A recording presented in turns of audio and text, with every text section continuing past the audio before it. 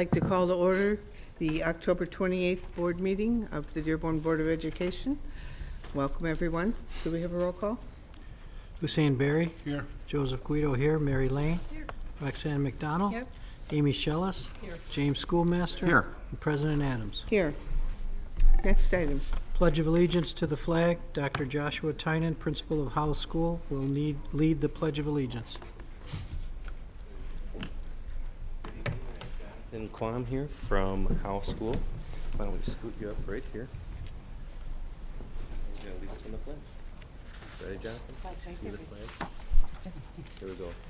I pledge Allegiance to the flag of the United States of America and to the republic for which it stands, one nation, under God, indivisible, with liberty and justice for all. Jonathan. Thank you. Jonathan? We have a certificate for you. Thank you very much for coming. You did a good job. Thank you, Jonathan. Thank you for being here. Nice Thank job. you. Thank you to your dad. Thank you. Nice job.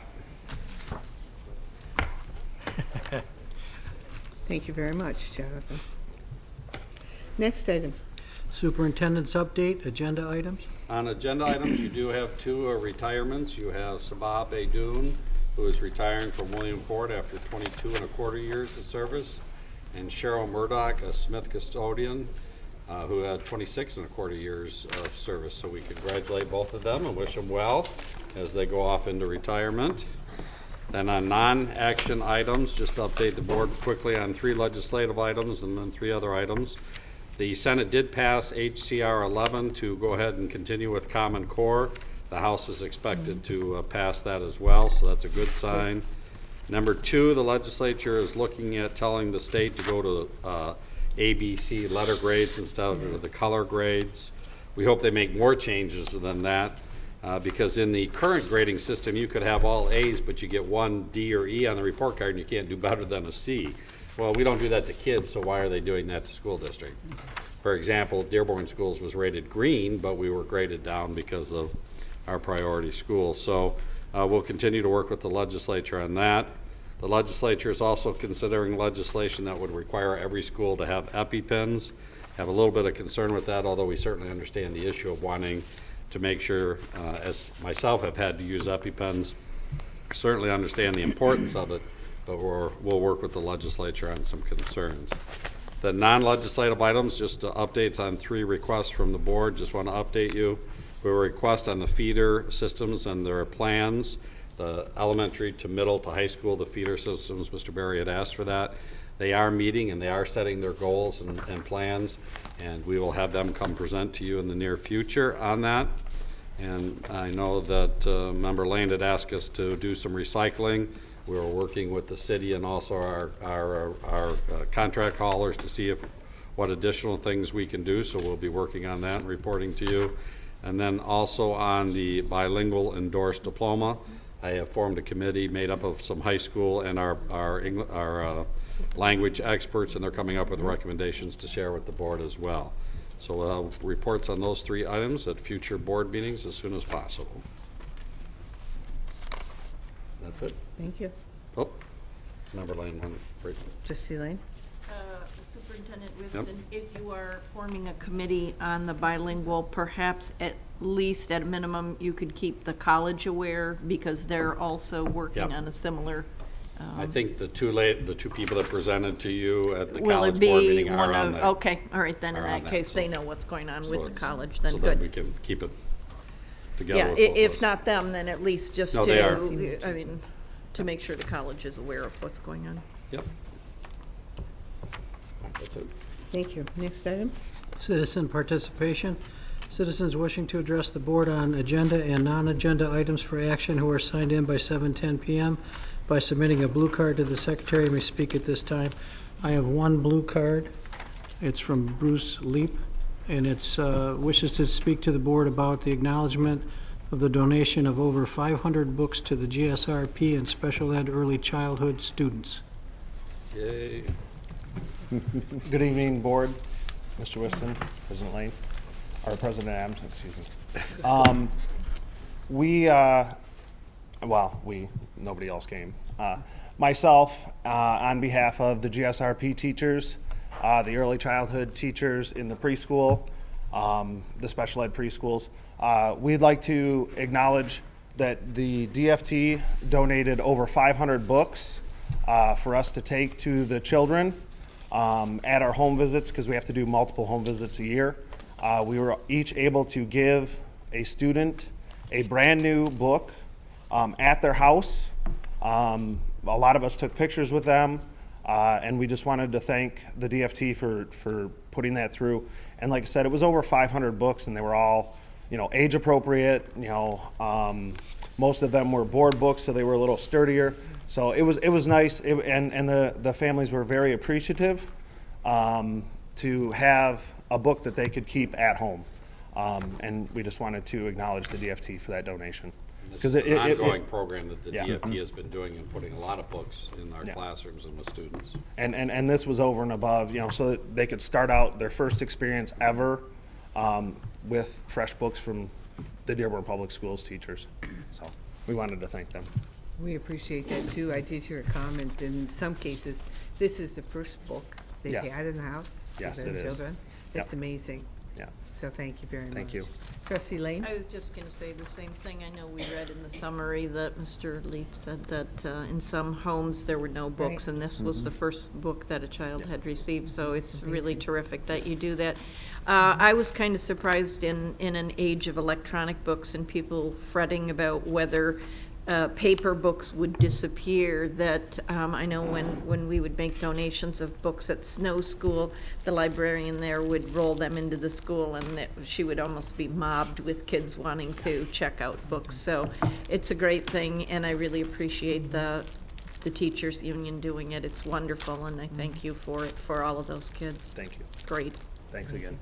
Trustee McDowell? I also just want to commend you. I went to one of the classrooms last week that the students were presented with books, and they were just thrilled and overwhelmed. So it's an amazing thing. Yeah, and adding it where we were able to actually hand it to them in their home was just, it was amazing. I mean, the parents, you could just see their faces just light up. I mean, watching the kids when they get them, they light up, but then watching the parents, and they were like, oh, wow, they have a book of their own, and so I mean, it really gave them some ownership, and then I think it added that extra literacy piece where it got them a little bit more involved because you were handing it to them right in their house. So, thank you again. Very good. Thank you.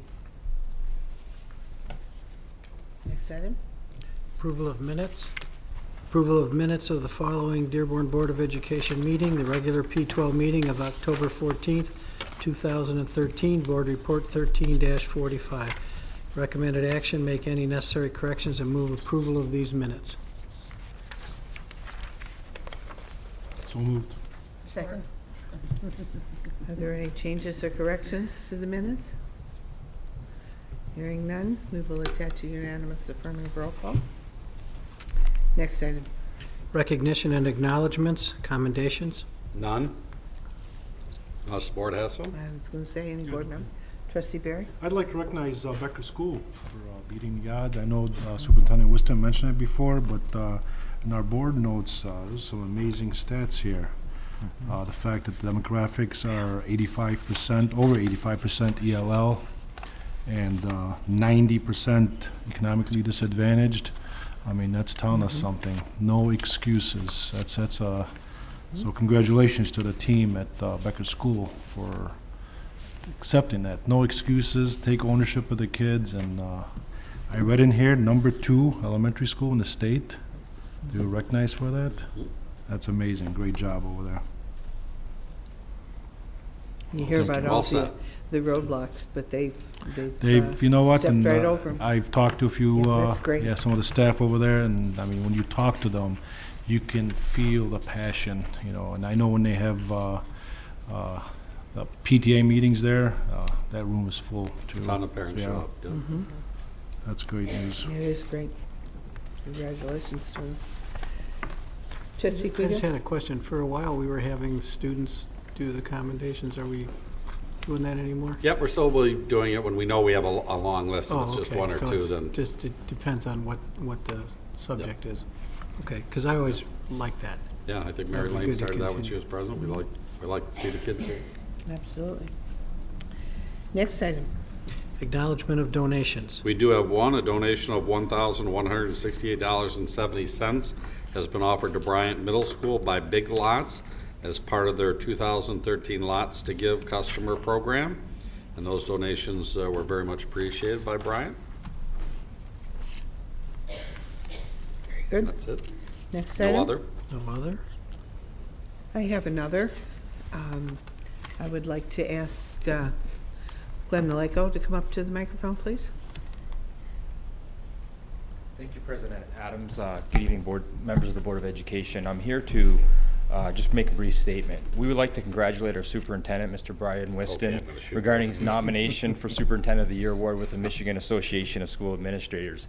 I say we because the nomination receives support from many groups, including the Board of Education, the PTSA, the unions in our district, and administrators here in this room. I can think of no one more deserving of such an award. Mr. Whiston works extremely hard for the school district and for the students that he serves.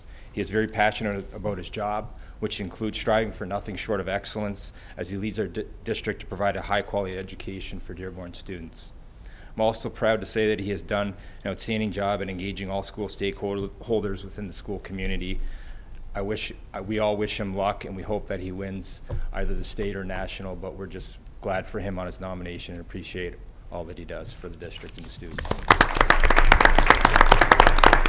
Well, certainly, I thank the board and the community and the administration for the nomination, but it's really a team of the board, the superintendent, administrative team, and our union partners that makes it work. So I thank you for the nomination. Glenn, you will pay for this. I know we're not allowed to bully, but thank you very much. I'm honored and humbled. Well deserved, and You work I hard. You're at tons of events. You're pretty much always in a good humor, even though we know we all push you over the But we told him patience, that when but- we hired him. Yeah, that's true. He didn't paint a pretty picture. I'm very lucky, actually, so very blessed to Well, be we're here. fortunate to have you here. We appreciate it. Okay, let's go on now. Next item. Special reports, item A, blended learning. Mr. Whiston? Yes, now this is an exciting opportunity. This blended learning comes in many different shapes and forms. And so we have a team here, Troy Patterson. I don't know who else is going to present with Troy or if he's doing the whole thing. But blended learning comes in many different forms, but it's a way of teaching in a different model. And we wanted to give our teachers an opportunity and our students to try this. So Troy, you're going to share with us what blended learning means. Good evening, President Adams, board members, Mr. Whiston. I'm very pleased to have been asked to talk about blended learning this evening. And it does mean different things to different people. And it's really neat. In the 1800s, America began its expansion to the West. This would bring about many opportunities and many challenges. This was an exciting time. And America has always been a country of adventurers. Stick with me, it goes somewhere. We're going to have covered wagons.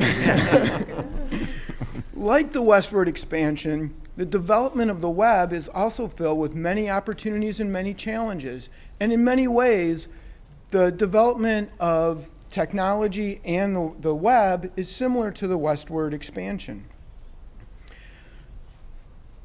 So what exactly is blended learning? It's one of those big buzzwords right now in education. Everybody's talking about blended learning and what that means. But sometimes it's best to take a look at what something means by what it doesn't mean, or what it's not. So, what isn't it? You may have heard the term MOOCs. And I know growing up, MOOC had a different meaning for me, but MOOC stands for Massive Open Online Course.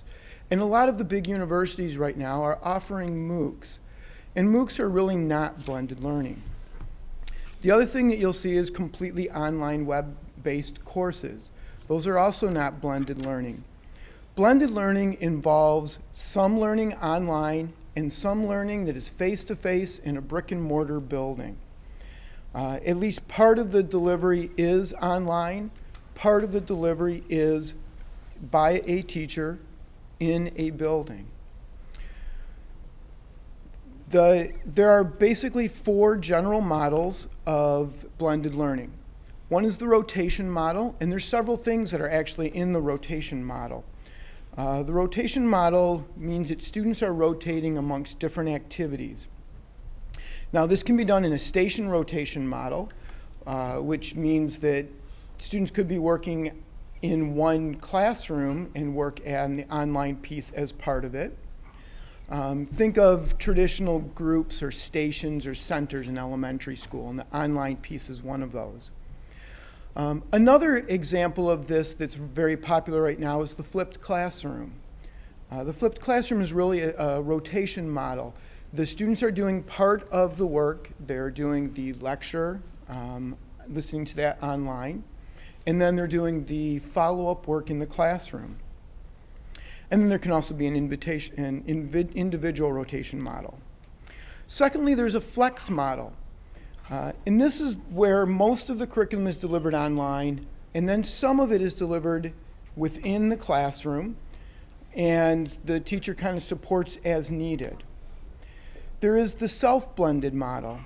The self-blended model is where kids can kind of take ownership of what they're doing, and they may not all be on the same pace at the same time. So in a self-blended model, teachers are working very individualized with students.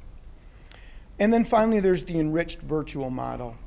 And this is something that is done more school-wide and is seen as part of the delivery being completely online, and then the whole school is touching base with teachers at a variety of times.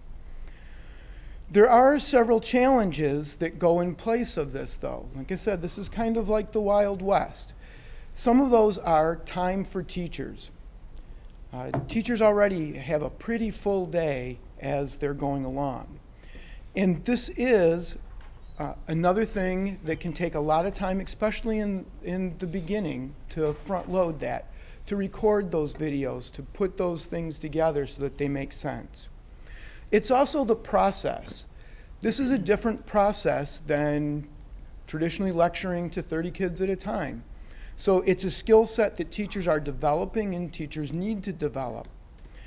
And then there is also the issue of actual hardware. There are things that are needed. If you're going to record a video, you need something to record it with, whether that's a computer or a video camera.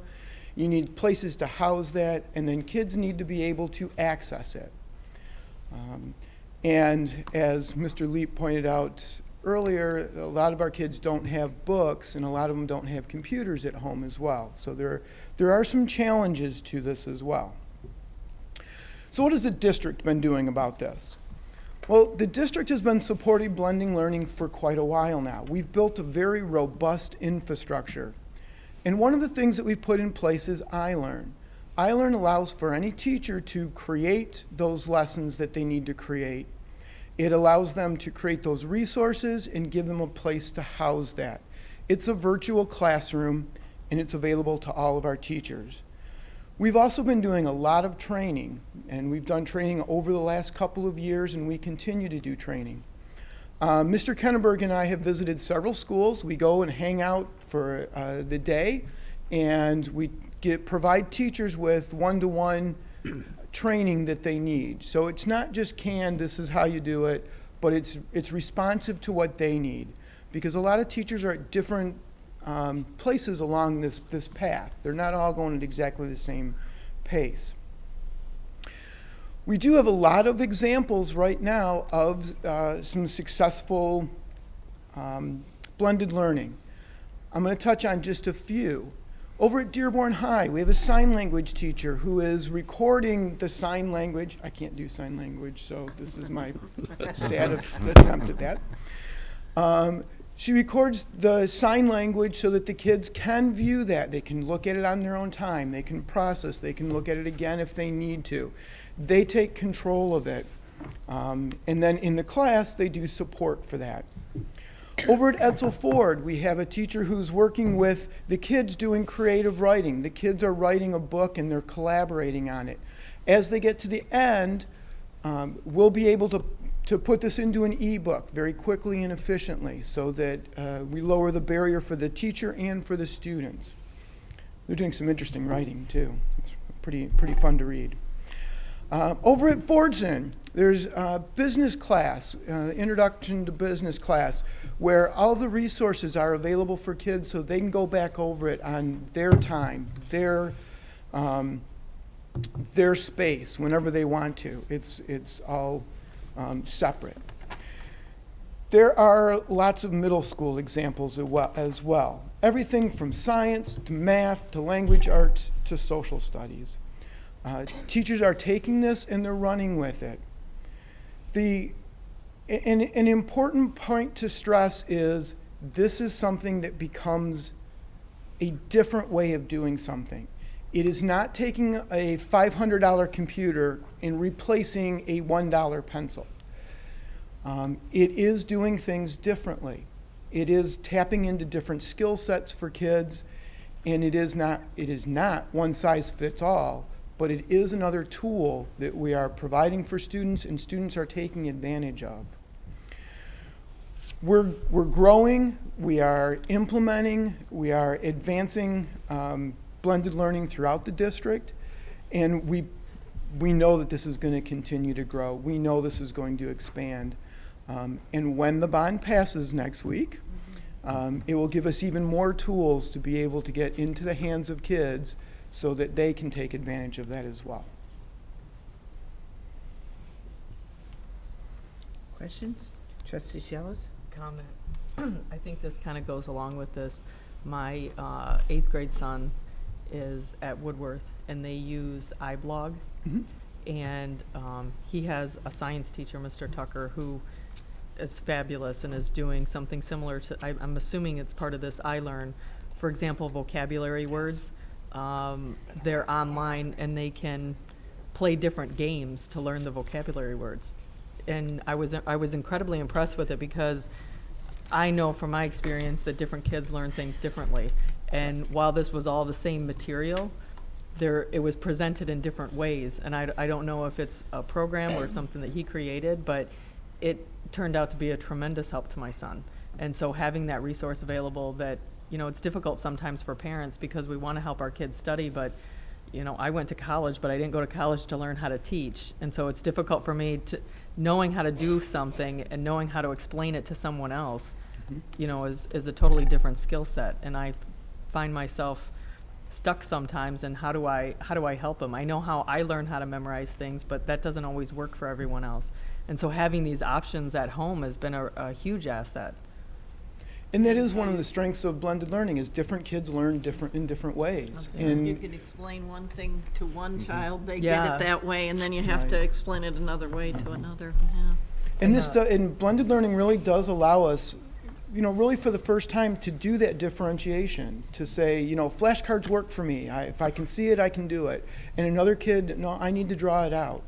Right. So those are things that we constantly pursue, and we're always working with teachers to be able to provide them with as many opportunities for kids as possible. And the iBlog, I don't know how district-wide we're using this, but what a great tool for parents. iBlog is district-wide. We've got... Having to rely on your hundreds. 8th grader to tell you what he has for homework is different than being able to go on to iBlog and know what the actual assignment is and when it's due. Isn't it nice when they come home and you say, what's your homework? And Yeah. they say nothing. When's your and you say, test?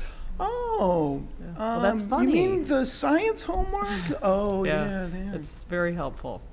So I appreciate that. And I understand that it's extra work for the teachers, but I hope that it'll pay dividends. It really does. And again, we're still in the Wild West kind of times of some of this, but even over the last year, posting to iBlog has gotten really, really easy with the advent of phones and iPads, because I can post to a blog anywhere in literally minutes, whereas, it'd take 10, 15 to get logged in and all that. Mm-hmm. And with some of the mobile advantages that we have, it's very, very quick and easy. Yeah. Trustee Guido? I think tied into that, Troy, is I think I heard this morning on the radio a statistic about the increase in the of kids from 0 to 2 using electronic devices. It's gone up from like 2% to 10%. 0 to 2. Oh, my. They're my already 18-month-old learning to niece swipe can and turn doing an all those iPhone on things. and turn it off and open up a So game. the more we keep that in mind as we go forward, I mean, everything is changing. And there's the classic image of the kids sitting down with the magazine, trying to swipe the magazine because There they're you go. used to an iPad, so. It's hard to believe a 2-year-old. Oh, Could 18 They months do old. it. Yeah. 18 months old, she knows how to take pictures and she knows how to look through the pictures. I was at a restaurant and the owners had brought their toddler, and that's how they were occupying him while they were working. He had an iPad, and that little kid was sitting there matching pictures and, age-appropriate Puzzles and- stuff. Wait till they Unbelievable. press 911. And he sat there for the longest time, Right? occupying himself. I could get over it. It was amazing. And we know that this is going to continue to get Yeah. easier, it's going to continue to get more effective, it's going to continue to allow us more options. And that's why we're doing the training, that's why we're putting the infrastructure in place now. And the teachers are getting in service in all these options or Mhm. training? Absolutely. Because obviously they're going to be challenged when some of these toddlers hit the school. They better be prepared for them because they're going to be much advanced. One more quick one. Trustee Gwynn? Is there a way to measure the trend traditional towards blended and kind of compare and see if that's more effective? Or is that very difficult to do, I would imagine? Over the course of history, that's been very difficult to do because of control groups and because of the testing that changes and because of exactly what are you measuring and how are you measuring it. So that's always been really rough to do nationwide in terms of what's different. Also because a lot of the technology is becoming almost ingrained. I mean, it's almost not a choice to not use it. Over the last couple of years, again, with mobile, we've seen more people now access the web via mobile device than they do a desktop device. And that brings in a lot of challenges because a lot of things were designed for a larger screen. So there's a lot of That's for work that sure. we have to do.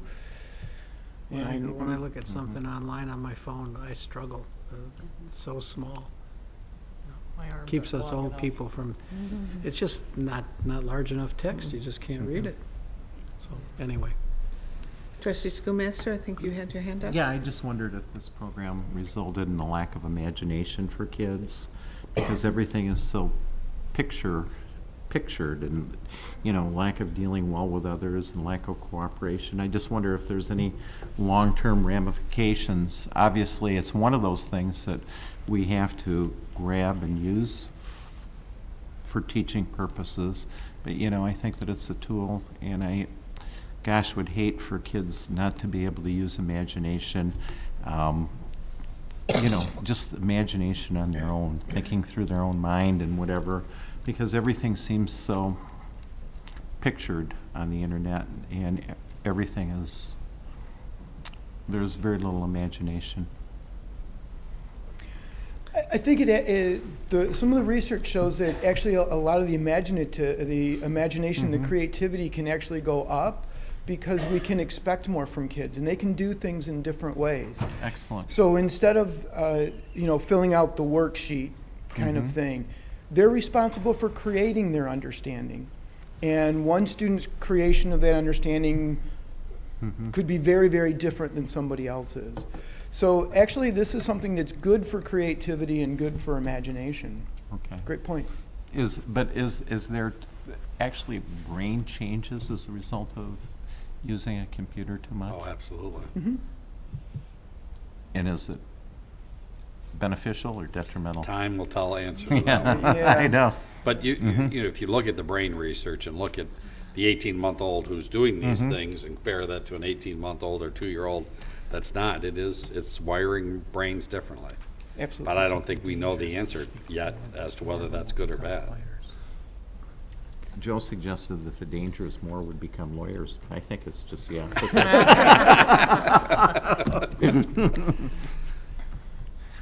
I particularly have been interested in the concept of the flip the classroom. I think that's, excellent. They read the lecture online at their own leisure, and then the teacher is there to help them work through the on problems. project-based. Do you know, is that being used in? We have done some of that. Some of that's been interrupted by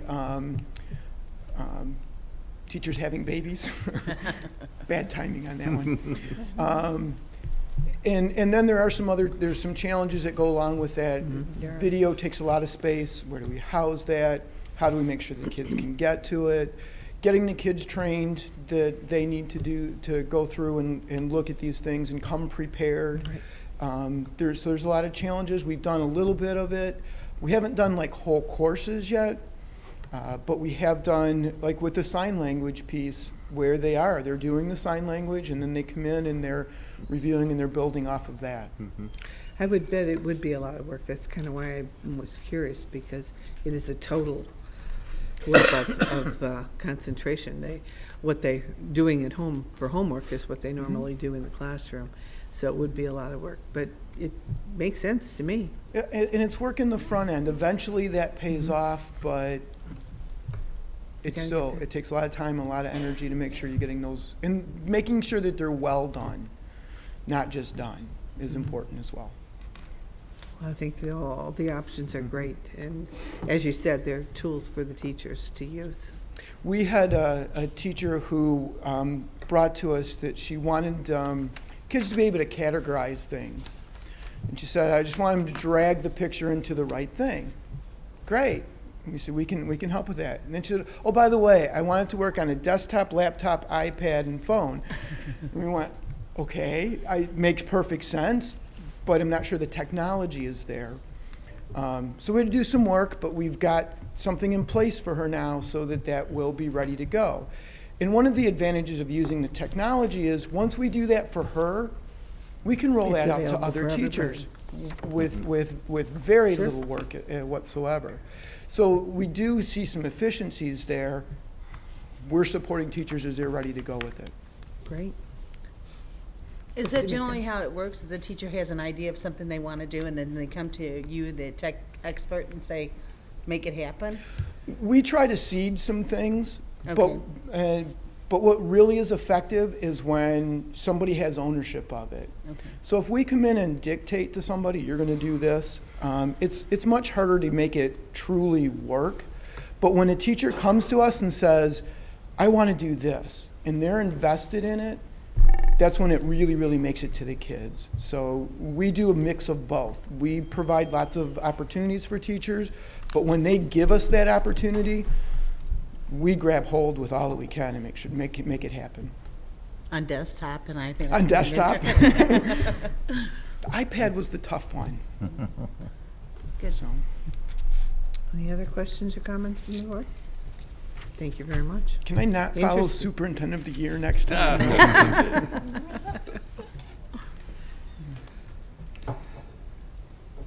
Next item. District Literacy Reading Apprenticeship, Mr. Whiston. I think Dr. Shankman's going to come forward and start us off on what we're doing in high schools on reading apprenticeship. Good evening. Thank you very much for having us here this evening. The literacy experts in secondary are going to be talking to you about reading apprenticeship. It is our framework for teaching reading across the content areas, 7th grade through 12th grade in Dearborn. Take it away, ladies. Good evening, President Adams, board members, Mr. Whiston. I'm Mary Pizzamenti. I'm literacy coordinator at Dearborn High, and I am here with Amy Keith, our literacy coordinator at Fortson, Gretchen Bajorek, our literacy coach at Etzel Ford, and this is Catherine Morrison, whose name might sound familiar to you. She's on your agenda as the candidate for the middle school literacy coordinator. We're here to talk to you tonight about reading apprenticeship, or RA as you might see it in other places. It's a familiar term now in Dearborn. It's a secondary reading initiative. It's in many school improvement plans, and it's a regular professional development title that teachers are attracted to. But unless you've been through RA training or you live next door to a reading apprenticeship teacher in a school, you might not be able to recognize what a reading apprenticeship classroom looks like.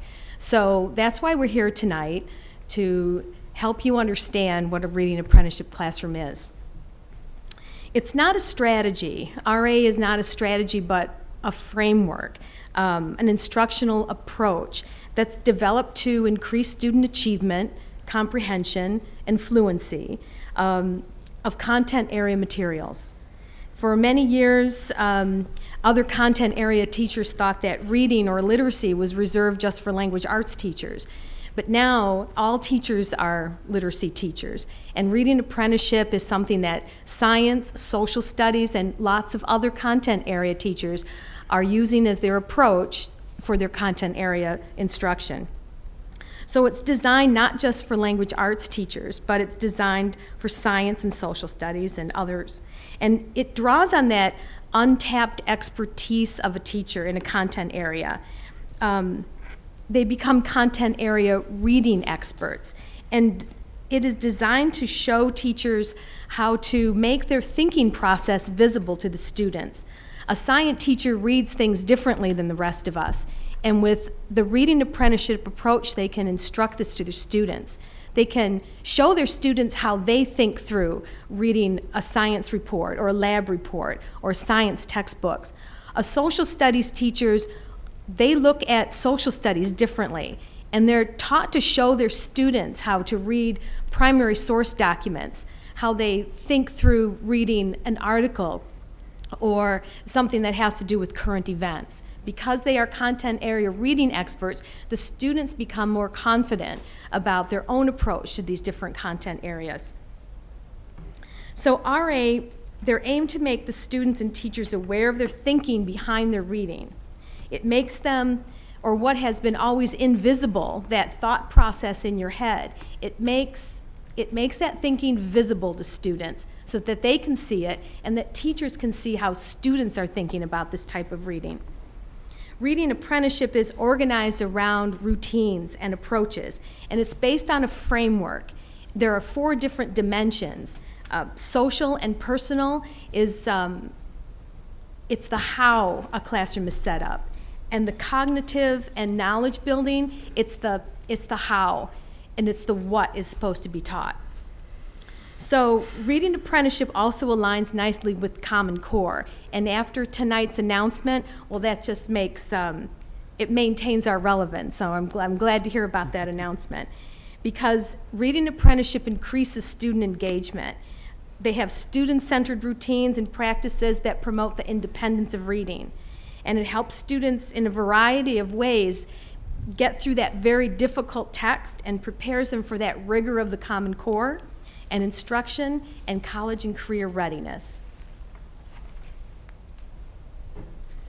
The framework for reading apprenticeship in secondary education is the foundation for student independence in reading and writing. So what does a reading apprenticeship classroom look like? The student's role becomes less dependent on the teacher and more independent. The teacher's role becomes less of a disseminator of knowledge to more of a facilitator, thus changing instructional practices. Routines are set to build security and confidence.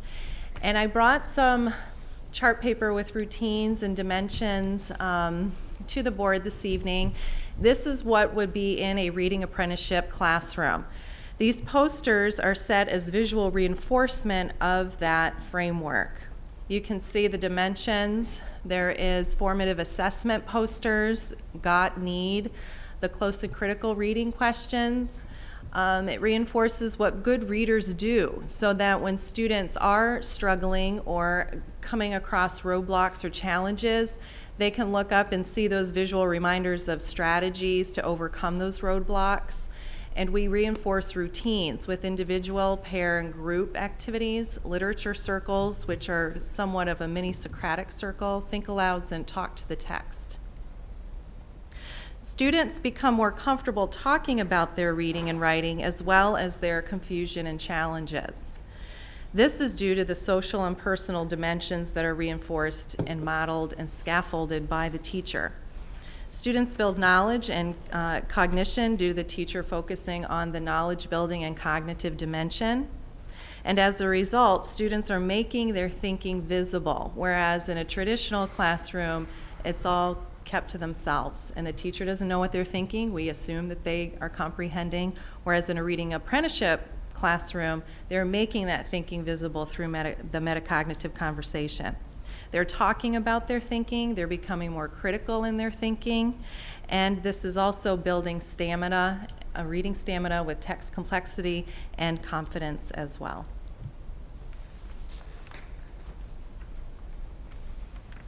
So the question is, where are we?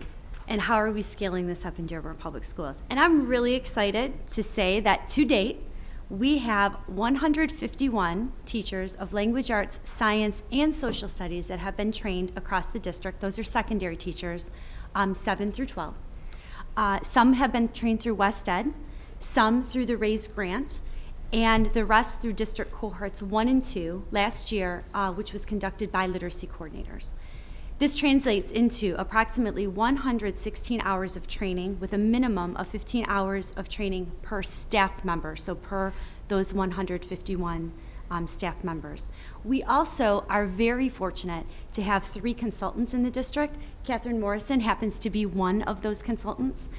Coordinators also, we have had approximately 108 hours of training ourselves through West Ed and another 56 hours with teachers last year. The scale up then, while there are several middle school teachers already trained, what we're starting this year, we begin middle school cohort 1 this week, actually, Wednesday, where another 24 middle school teachers will be trained. Those will be 7th and 8th grade teachers of language, arts, science, or social studies. We're not forgetting about the teachers that have already been trained, so we're providing support for those trained teachers as well. Part of that scale up is the support. We're beginning to start building capacity at the high schools. For example, at Fortson, we will be starting next month with half-day pull-out PDs for teachers, where we will they'll be common subject area teachers, so language, arts, science, social studies teachers. They'll be separated, and we'll conduct some further, much more specialized training there for them, as well as starting. So half of the 3 hours will be dedicated to further, very specific training in their content area, and then we'll begin looking at student work and taking a look at how do we move students farther down the line.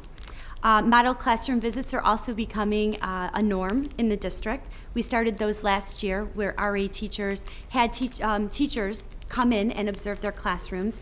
We have an observation protocol which has been established that helps teachers understand and learn how to observe the framework itself. Another thing we have started is we've developed an RA blog which houses resources, materials from training, and links to online resources like complex text. This also acts as another support when there's not an actual coordinator or leader available.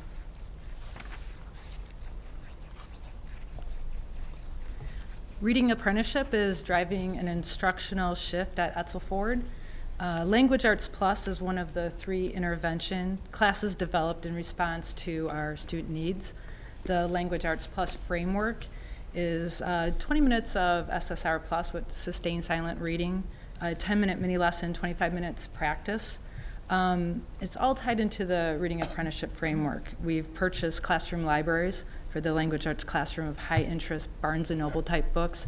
We've also been the recipient of DFT books. They've been very generous. We appreciate that. And the other thing that we're doing, we have Reading Apprenticeship coach that comes in once a month for a couple of days. He works with our science and social studies teachers that teach the Language Arts Plus class. He's modeling lessons, observing lessons, and dialoguing afterwards, reflecting on successes and things that need to be shifted. They're also developing a Dropbox of informational text and accumulating that over the course of the year in the content areas, engaging text, really aligned to the Common Core. And in addition, we have the meetings on Wednesday, staff development meetings, and so when he's in town, he conducts the PD for the Language Arts Plus staff. So here we go. So we hope this gives you just a little bit better insight into what a reading apprenticeship classroom looks like, because reading apprenticeship is a big focus in many of our school improvement plans. It's research-based and recognized as the way that secondary teachers can promote the independence of reading that's very critical to the Common Core and career readiness standards. But really, it creates strong, independent learners and students that have a love for reading.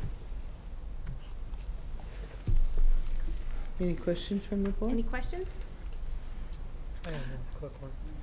Trustee Okay. Guido? Do we have classes that are traditional and then classes that have reading apprenticeship there's going on at the same time? Well, yes, we do. But we like the reading apprenticeship classrooms. It does have a different instructional approach. And you might not see reading apprenticeship every day in the classroom, but many of the routines that teachers have in place do that. And in some schools, we have reading apprenticeship strategies, so that even if a teacher may not be reading apprenticeship trained, the strategies like talk to the text or double entry journal or independent reading, summary writing, teachers may be doing that. So there's maybe a hybrid of the traditional and the reading apprenticeship classroom. Is that only because we haven't had the opportunity to train all the Correct. That's teachers? right. Okay. You know, Correct. some experts say it takes a good, 3 or 4 years for someone to really integrate all the reading apprenticeship strategies. It's a process, but it's a very different approach. And for the most part, teachers really like it because students like it, and it engages the learning, and that only makes life better for everyone in the So we're classroom. moving in that direction. And we're Moving in for that direction. 100%, Okay. but it's going to take us some time. I'd also like to thank one of our trustees' wives, Darlene Schoolmaster, who was the one who was instrumental in bringing this to Dearborn and enabling us to get the grant from WestEd to start this whole process a number of years ago. It's been very successful in Dearborn, and we appreciate her support. Trustee McDonald, you had your hand I up? think she just answered it. She said a number of years ago. I was wondering if it takes about 3 years for someone to be comfortable using the program, when did the first teachers get trained? Well, I believe it was 3 years ago. Okay. It was a RAISE reading apprenticeship in secondary education, and Michigan had won a federal grant. We were one of 3 states, and we were approached and signed up, and there were other schools from Oakland County and Washtenaw County and Wayne County, and we participated in a summer. And all the high schools had 4, 5, 6 teachers invited to do that, and it just caught fire. In any classroom, there's different levels of readers. Does this program help that? Does it work with it? How does that impact, the variety? Sure, the strategies like talking to text, double entry journals, we provide scaffolds for those students. And I think a really important thing that everybody needs to understand about reading apprenticeship is students are working together. There's a lot of talk. Teachers are facilitating, teachers are supporting the students through the scaffolds and through that talk. So it's built in, absolutely. Good. Just another tool, as we talked about. Exactly. Different and strategies in the classroom. It's really amazing when you walk into a reading apprenticeship classroom. I have to admit, I was a little skeptical at first. Being a coach, having been in the classroom for a long time, now as coordinator, the first time I walked into a middle school classroom with students that were reading below grade level, our at-risk students, we had ELLs in that classroom.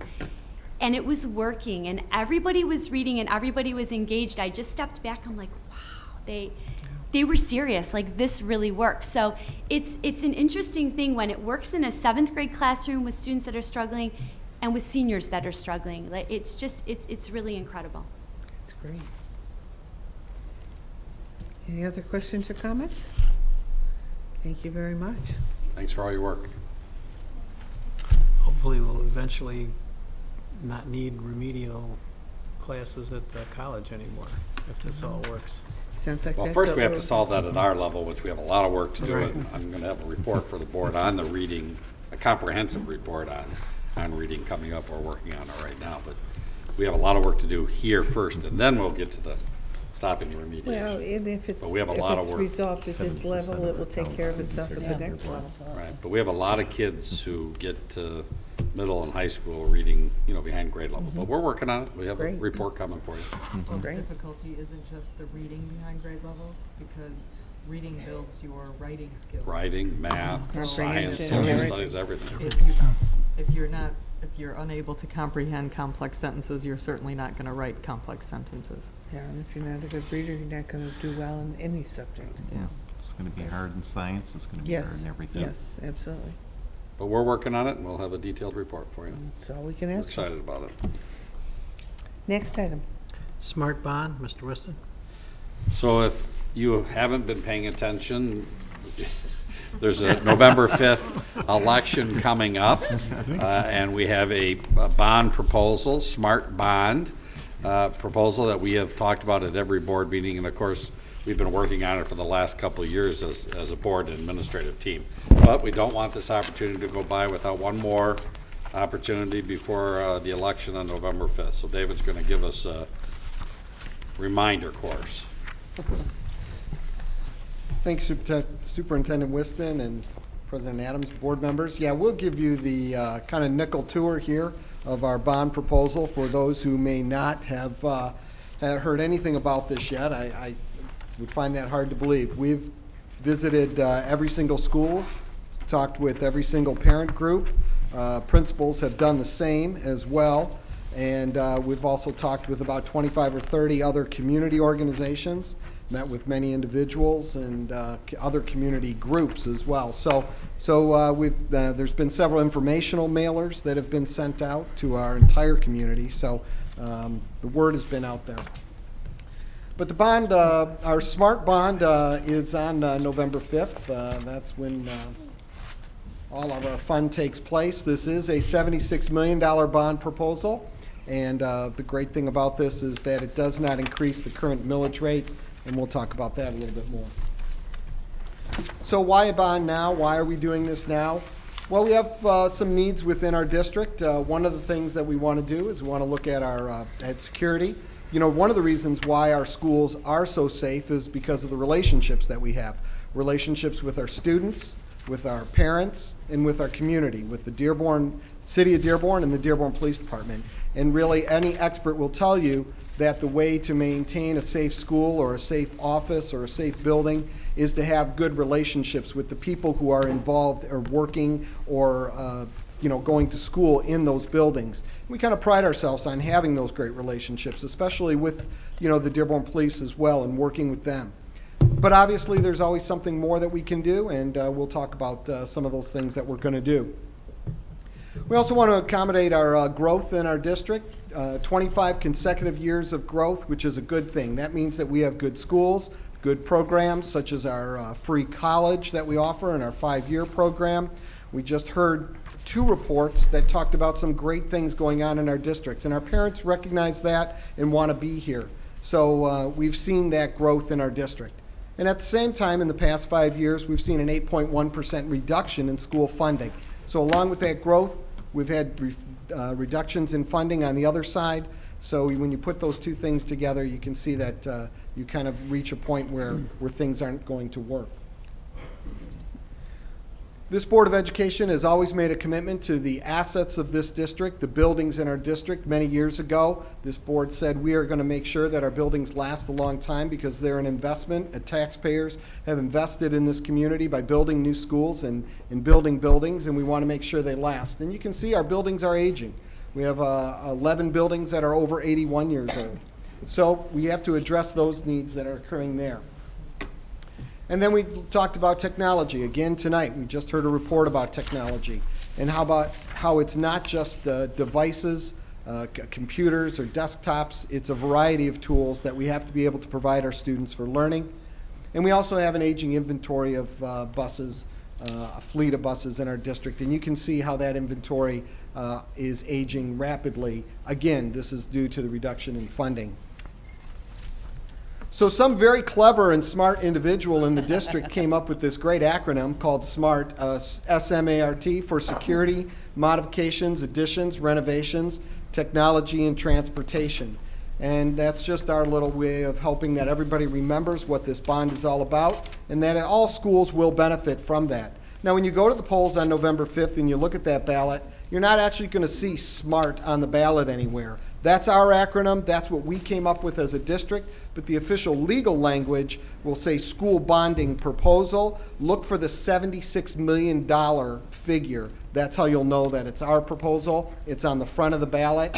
And so that's how you will know which one to vote for.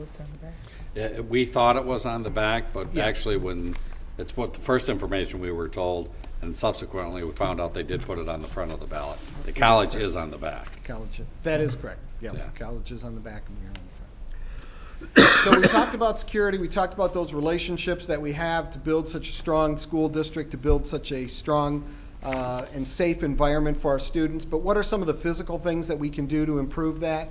Well, adding in a security system on all of our schools, all of our doors, so the doors will lock after a certain time that students are in the building. You'll need to buzz to get in. There'll be somebody up front in the office who will have to buzz you in. Staff members will use their IDs to swipe and enter doors. And this provides just that extra level of security within our buildings. Modifications, again, we talked about our aging inventory of buildings. We talked about the board's commitment to keep those buildings up and provide a secure, safe environment for our students to go to school. And a lot of those things are big ticket items, and this is where that reduction in funding is coming into play. At one point in time, the Board of Education was able to allocate about $5 million out of the general fund budget to our buildings to maintain our buildings. And as we've seen that 8.1% reduction from the state, we've also seen that we've had to allocate more dollars to our classroom to accommodate that enrollment growth, so less dollars going toward our maintenance and toward the upkeep of our buildings. So a lot of these high ticket items like roofs and windows, lockers, carpets, that we used to be able to do out of our general fund budget, we just no longer can afford to do that, and this bond proposal will address those needs. Again, we talked about our growth, our enrollment growth, a great problem to have. Many districts all around us shrinking in size, but not here in Dearborn. 25 straight years of enrollment growth. People want to be here. But with that growth means that we have to have schools that are capable of handling those enrollment numbers. So we're going to look at putting on some additions at some of our schools. The big additions, the classroom additions, will be at Gear Park, Henry Ford, River Oaks, and William Ford. Right now in some of those schools, we have kids attending classes in spaces that were never intended to be classrooms. And that's just not the right way to do things. That's just not how we do things here in Dearborn. And we need to address those needs, and we can address those with some additions at these schools. Some of the bigger renovation projects we can take a look at too at our schools. Again, we talk about these higher ticket priced items that we no longer can fund out of our general fund budget. And these will address those needs at those schools. And you can see them here, and it's a variety of schools throughout the district. And again, technology, we talked about those needs. The last time that we had a technology bond was in 2002. In fact, the last time we went out to the voters for a bond was in 2002. $150 million bond, 4 schools built, additions at 3 schools, and an entire technology infrastructure upgraded. All of those projects on time, on budget, and so we want to continue that. This technology bond, this part of the bond, this technology part of the bond will address our technology needs. A big part of that is providing district-wide wireless system. Right now, in some of our schools we have wireless, and some we don't. In some pockets of the schools we do, and we don't. So this will provide us with wireless technology throughout the district in all of our schools, as well as the actual hardware needed to interact, for the students to interact, to be used as a tool for learning. Transportation, this is updating our fleet of 100 buses by replacing 30 of those buses. As we mentioned, we don't have those funds to keep our bus fleet updated. We used to be able to buy 8 to 10 buses a year. Now we have not purchased a bus in the last 4 years.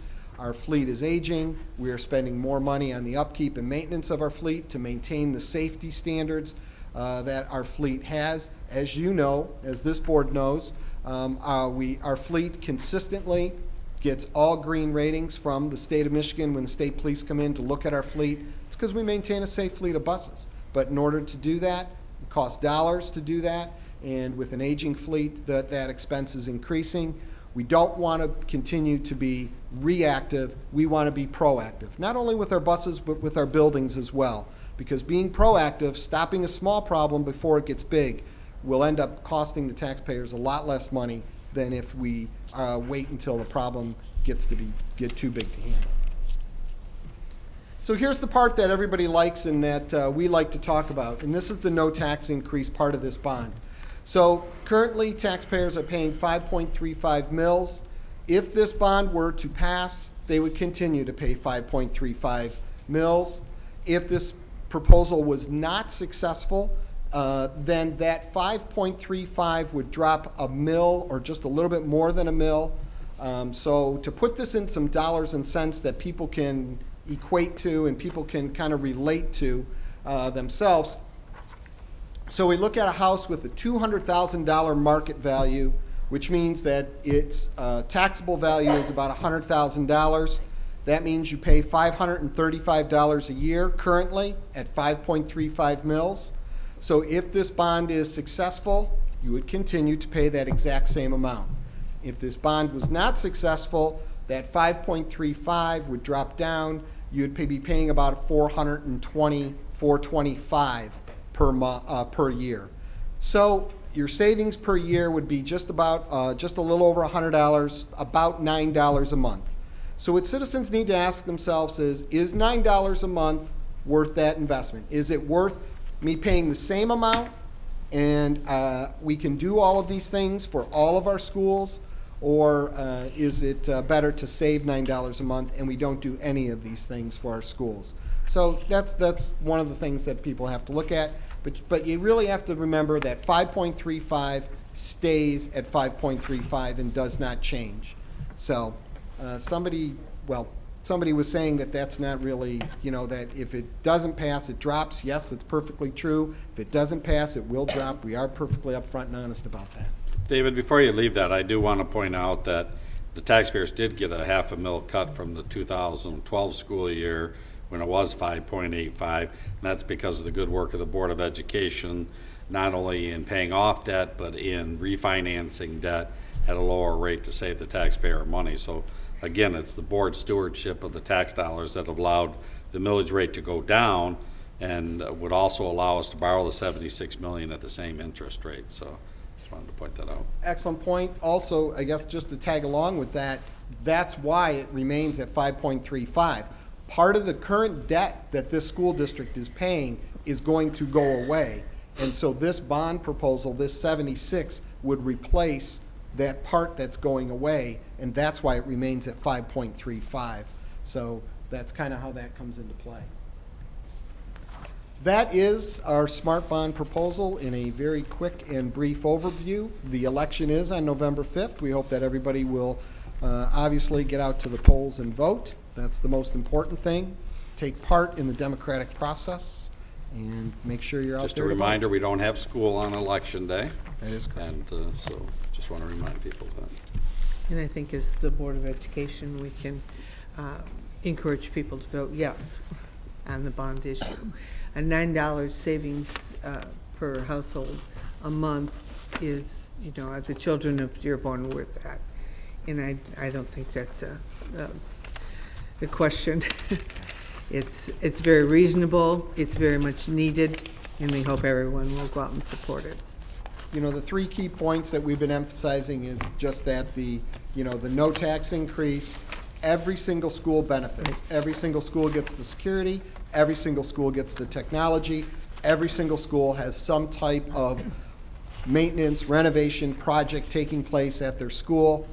We also always emphasize the fact that, for about 150 years now, the residents of this community have been supporting the schools, not only for the students who are in the classrooms right now, but they've been supporting the schools for the students who will come in the future.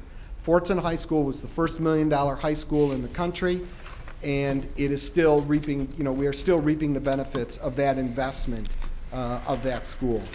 So we hope that people remember that and take that into consideration as well. That investment in the school district truly is an investment in our community.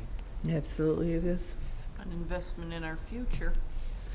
Yeah, the children are the future. I see Dr. Eschenberg is here from the college. Would you care to get up and make a couple comments about the college millage? They were supposed to warn you of that. No, we're supposed to warn me. Yeah. Exactly. We have a ballot proposal as well, and I learned tonight that it is on the back of the ballot officially. The college is looking to renew 3 mills and also an additional mill to ensure the financial stability of the college going into the future for the community. So the one is a 3 mil, that's one question. renewal. And then And the just 3 renewal. mil is just a renewal. It's just a So renewal. that Renewal is of existing no millage. new increase in taxes. It's part of our operating budget. One is for 10 What the and school one is for relies 5. on to operate for general funds. And that's for 10 years. And that's for 10. And the 1 mil is for 5 years, which is just an increase to help us get through some difficult financial times. And we will revisit that in 5 years. Correct. If you don't need it, it will go away. And I think it's important to note that by state law, all taxpayers have to support a community college in the That's state correct. of Michigan. So those 3 mills will go somewhere. So it's Yes. very important You know, that the mills will go taxpayers of somewhere. Dearborn, keep the money at home. Yeah, and this way we have local control. It's our It's our college. college. Absolutely. And so people, Well, and the college is an integral part of the K-12 as well, because Absolute we have partnership. many students that attend classes at HFCC at no cost to their parents. dual enrollment. Yeah, through we have dual over, enrollment, 1,900 classes. I think that's around 1,200 students, give or take. Plus, we have our new partnership on the 5-year college, where we have around 75 kids who are going to graduate in 5 years with a high school diploma and a 2-year college at no cost to the parents. So these are partnerships that save parents and taxpayers a lot of money. So, Early college? yep, we have an early college program where another 250 kids are going to graduate with a degree, and most of the first couple graduating classes, they have stepped right into jobs, and I know some of those people are making $50,000 right out of high school. So Absolutely. The college is an economic engine, so that's And I part of think it adds to the revenue that the city takes in, the students being at the college and spending money in the faculty community, and- restaurants, gas stations, things like that. And So the it's majority of students actually do remain in Michigan and contribute Right. to the tax base of the state. Absolutely. In the city itself, businesses benefit while they're here. Correct. So again, we would like to encourage everyone to vote for both of the college issues also. And you do have to turn the ballot over, You do as have you to turn the said. ballot over. Please turn it over. Very important. These are two important institutions in this city. They So I absolutely really hope are. that Thank you. people will Thank come you. out in force to vote for both, or all 3 of these proposals. They're very important. You're absolutely right. Right. Any other comments by the board? I Next have a time. question. Is Yes. that the first time David's presented that? Yes, that is the first time. We've been trying to get him to present, but That was pretty Mr. pretty Jafer, slick. myself, David, Eddie, a lot of us have been going morning, noon, and night giving You presentations. could Saturday and tell he did a Sunday. fine job. Very knowledgeable. It was a nice mailer that went out just last week. It was, very positive by many people in the community. I also think people have been going door to door on their own time and handing out brochures and talking to parents in the community, and community members. So it's been fun, but I'm looking forward to November 5th. I think we all are. Take a sigh of relief. Next item. Action items, special consideration of an action item. Are there any agenda items on this agenda which board members or the superintendent wish to discuss and vote on separately? If there are, we will exclude these from the motion below. Number 8 requires roll call vote, please. Pull that one. And there is a supplement. And there's a supplement to the Human Resources name. I was waiting for her to do it. There's always a supplement. There is always a supplement, isn't that the truth? I believe number 8's the only one that we need to pull. Any others? Next item. Move that items numbered 1 through 9 be approved as recommended in this agenda with the exception of item 8. So moved. Support. Are there any questions on the items? Are there any questions on the items? If not, we will attach a unanimous affirmative to those. Would you like to read the supplement? Yes, I would. Item 1 was the approval of warrants, which are items for payment by the district and have been reviewed by the administration. Items 2 through 5 was the approval of non-instructional and instructional personnel items for P12. Item 6 was the approval of Coordinator 2, Middle School Literacy Coordinator. Item 7 was the approval of policy updates and changes. And item 9 was the approval of donation, the donation. We had one, right? We only had one donation tonight. Good. Can we return to number 8, please? Item 8, calling for a special meeting. Move that a special meeting close be held on Monday, November 11th, 2013 at 6 p.m. in the Superintendent's Conference Room at the Administrative Service Center. The purpose of this meeting is to hear and/or take action on a request from the Superintendent of Schools for student expulsion per Section 8B of the Michigan Open Meetings Act. So moved. Support. We have a roll call, please. Hussein Berry. Yes. Joseph Guido, yes. Mary Lane. Yes. Roxanne McDonald. Yes. Amy Shellis. Yes. James Schoolmaster. Yes. And President Adams. Yes. First expulsion of the year. Thank you. Next item. Discussion items, we have none. Next Acknowledgement of correspondence. I did receive a letter, I'm not sure if the whole board received it, it's from the Allied War Veteran Council. You did? Okay. November 11th. On November 11th at 11 o'clock. Was anybody planning on attending that ceremony? There is one at Lori's school Lori, as well. There's one at Lori, and I And one believe at the there's one at the college. college also. So, 11/11/11. The end of World War I. Right. and the next day, I heard this on the other day, but November 12th will be 11/12/13 this year.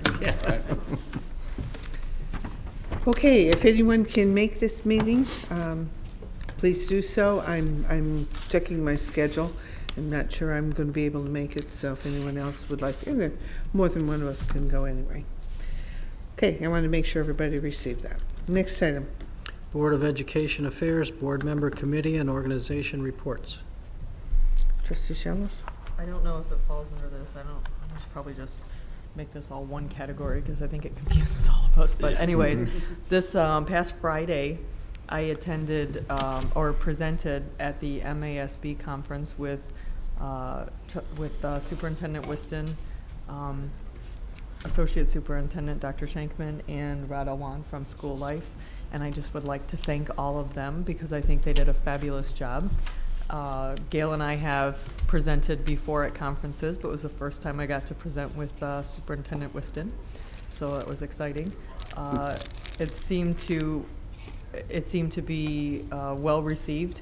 There were 2 sessions, correct? I only presented with Yeah. one. The district did the too, the district school, did too. school life, and then we also presented on our 5-year plan, and both were very well Good, received. good. Both Yeah. well attended too. Yeah, a lot of good questions, and I think it was. I think it's always good for us, to get our. I think especially in Michigan, a lot of districts look up to us.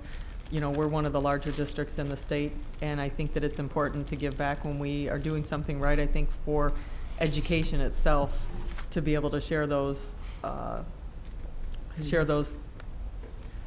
best practices is great, because whenever someone does well in education, it's a reflection on all of us, the same as when something bad happens. So I appreciate the opportunity to be able to present with them, and I want to thank them again. Very good. I thank them too. Did Trustee McDonald and Barry, did you get to the delegate? I didn't make it. You I made didn't? it to the Delegates Assembly. Okay. Very interesting information. They discussed the Common Core. They discussed all the things that Superintendent Whiston spoke on earlier, the EpiPens and some issues, concerns around that, and Very good. very good. And I also took a MASB class that morning. I'm working towards my certificate. Very good. Very good. Any other committees? I don't think anybody has met, committees-wise. Thank you. Next item? Board member commentary. No commentary? No. Sorry, one more. Trustee Shells? I guess I have a question, commentary. The robocalls that we use to get the word out for schools, I recognize that we probably don't necessarily have control over when those calls go out, but is there a way for us to limit the time that those calls Sure. go out? Because I received a call at like 9:05 last night, and it kind of scared me to receive a call first at that late at night from the schools. I mean, on the board, normally I panic because I'm thinking what could be going wrong right now Right. that they would call on a Sunday. But Sure. it just surprised me that it went out that late. I'm guessing that they probably put it through earlier, but Sometimes it may take a there's while, but delays we in can the control those system. times. Is there a way that we So what time can? would you like to cut it off at? Okay. Well, I mean, 8, 9? I would I think would say like 8 8, o'clock. 8? Other than emergencies, we can, Right. well, David, make sure we get the word out to cut them What off at was 8 your PM. robocall about? It was just a general because of parent-teacher Might have been, I conferences was gonna today. say Reminder. parent-teacher. Yeah, it was a conference. reminder about Reminder. parent-teacher Okay. conferences, which, I mean, I'm happy to get that information. Right. I just, No, that's a when they valid- call at 6 o'clock in the morning and 9 o'clock at night, I just think there Yep. could have been a better time to do it. And I realize it probably wasn't done on purpose that way, Yeah, but. we can take care of that. It's good. Started earlier. Okay. Next item? One other thing I just want to. Oh, I'm sorry. That's okay. We were talking about Veterans Day, and I just wanted to mention the college is having an event on Veterans Day, but they're also showing a movie that really is near and dear to my heart. I'm looking forward to seeing it, and it talks about the issues that soldiers have when they come back and different struggles that they have. And it just sounds very well done, and I'm looking forward to it. And I believe it's open to the public, is that correct? And it's showing at 11, 1, and 3, I believe. So anyone that's interested in that, I would highly suggest you come to the college and check it out. Where on campus is that? The Liberal Arts Building, I believe. Where on campus, do you know, Cindy? We It's in can, liberal arts, it's probably in the basement. Yeah. The auditoriums are in the basement. Usually they have event signs posted outside, though. If you come on campus, usually you can be directed by the event signs that are set up. But sounds very interesting. Looking forward to it. Thank you.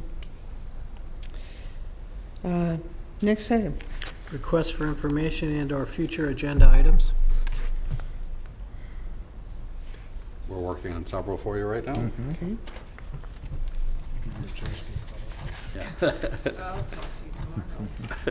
Just write down the name. I got an RSVP. Next item. Superintendent's reports, personal commentary. Amy already beat me to it. I was going to talk about the MASB conference, so it was fun to be at the conference. We did get a lot of positive response to both the school life story and the 5-year plan, and a lot of questions and a lot of follow-up questions have come in, so I think the district looked well and appreciated presenting with Amy and the team. So